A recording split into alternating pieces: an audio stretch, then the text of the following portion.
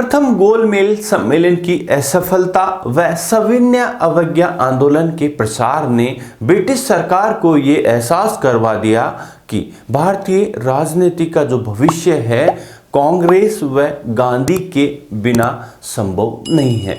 इस वजह से यहाँ हमको देखने को मिलेगा कि गांधी जी व अन्य भारतीय जो नेता हैं उन सबको ब्रिटिश सरकार ने बिना किसी कंडीशन के जेलों से रिहा कर दिया।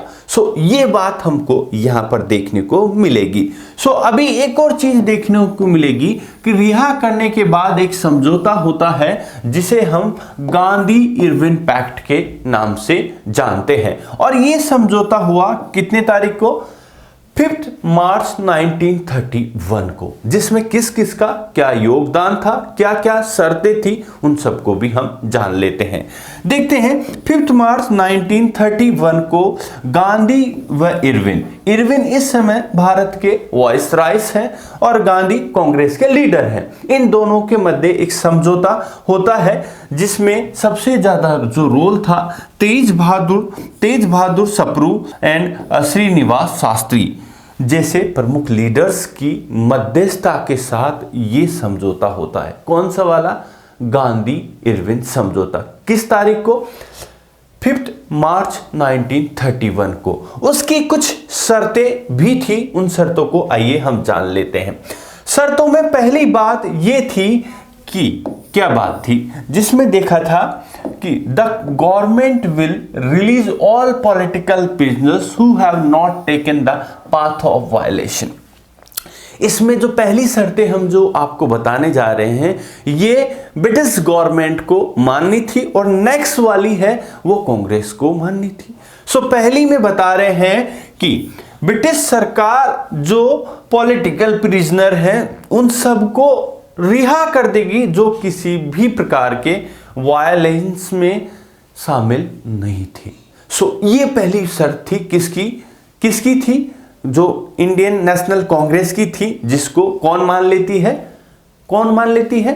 ब्रिटिश सरकार इनको मान लेती है। और सेकंड शर्त क्या है देखिए, the government will withdraw all the ordinance and ongoing lawsuits related to the revolutioners. कहते हैं आंदोलन के दौरान सरकार के द्वारा जो जारी किए गए थे क्या ऑर्डिनेंस और जो क्रांतिकारी लीडर्स के खिलाफ जितने भी मुकदमे चलाए गए थे उन सबको ये वापस ले लेगी ब्रिटिश सरकार। पहला था पॉलिटिकल प्रिजनर्स को रिलीज कर देगी, सेकंड ऑर्डिनेंस और मुकदमों को वापस ले लेगी। और थर्ड बात थी यहां पर देखेंगे, the government will allow to people near the sea to collect और मेक सॉल्ट विदाउट टैक्स।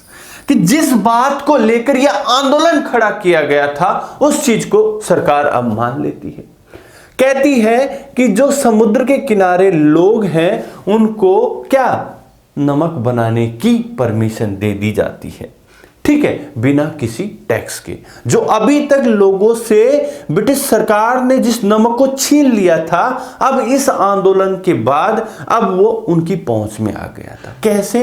कि अब अगर जितने भी समुद्र के किनारे के जितने भी लोग थे उनके आसपास वो अब फ्रीली बिना किसी टैक्स के नमक बना सकते हैं और फ्री यूज कर सकते थे।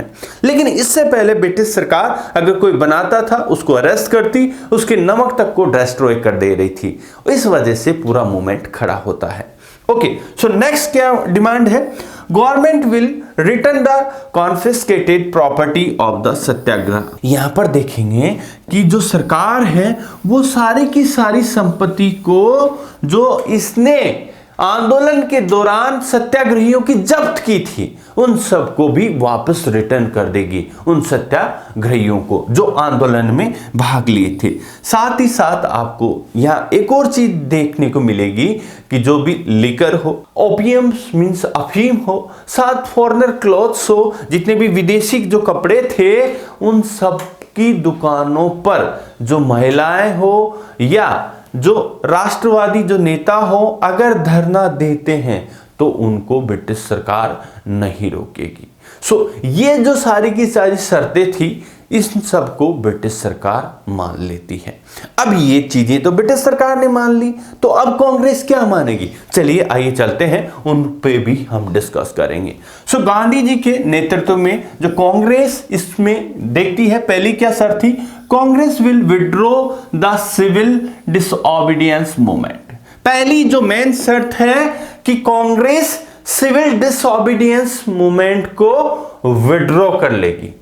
और दूसरा क्या है? The Congress will participate in the second round table meeting. अब सुन लीजिए, कहते हैं फर्स्ट राउंड टेबल मीटिंग 30 में जो हुई थी, कहां? लंदन के अंदर। लंदन में कांग्रेस ने पार्टिसिपेट नहीं किया था।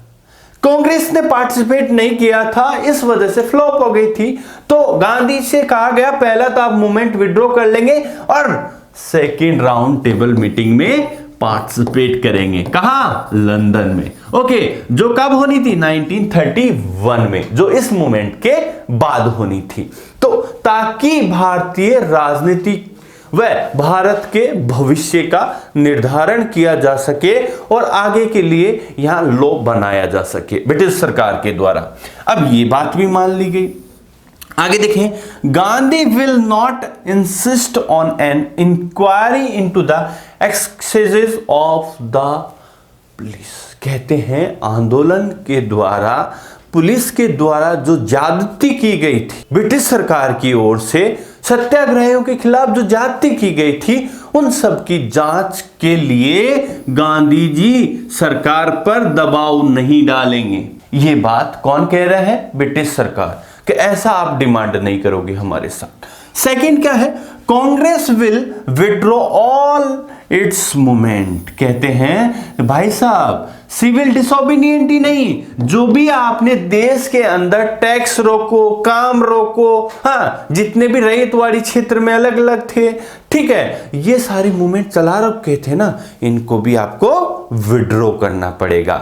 ये बात कह रही है कौन? ब्रिटिश सरकार। किससे? गांधी जी से। ये भी आप विड्रॉ करेंगे। और नेक्स्ट डिमांड थी, तो इस प्रकार ये 4 मेजर डिमांड्स हमें यहां पर देखने को मिलती है, जिसको कांग्रेस एक्सेप्ट कर लेती है।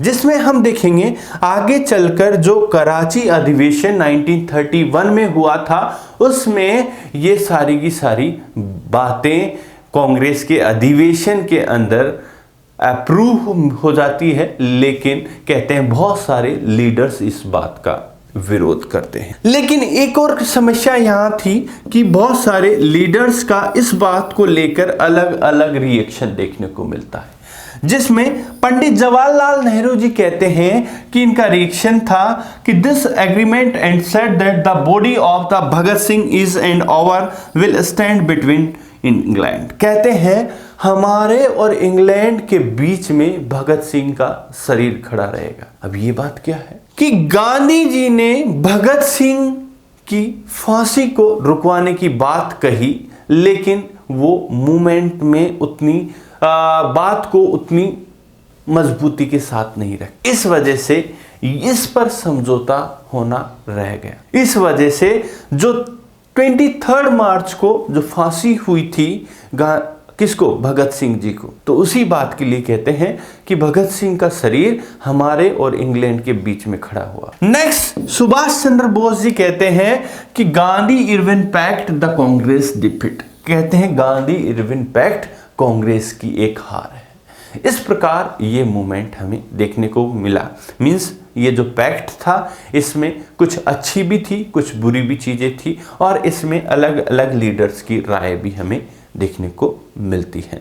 सो इस प्रकार जो एक जन आंदोलन था, जो पूरे देश को आंदोलित करने का जो गांधी जी ने काम किया था, जनमानस को ब्रिटिश सरकार के खिलाफ खड़ा कर दिया था, अब इस गांधी इरविन पैक्ट से उस मूवमेंट को गांधी ने विड्रॉ कर, और क्या करना था? यहां से जाकर सेकेंड राउंड टेबल मीटिंग में पार्टिसिपेट करना था।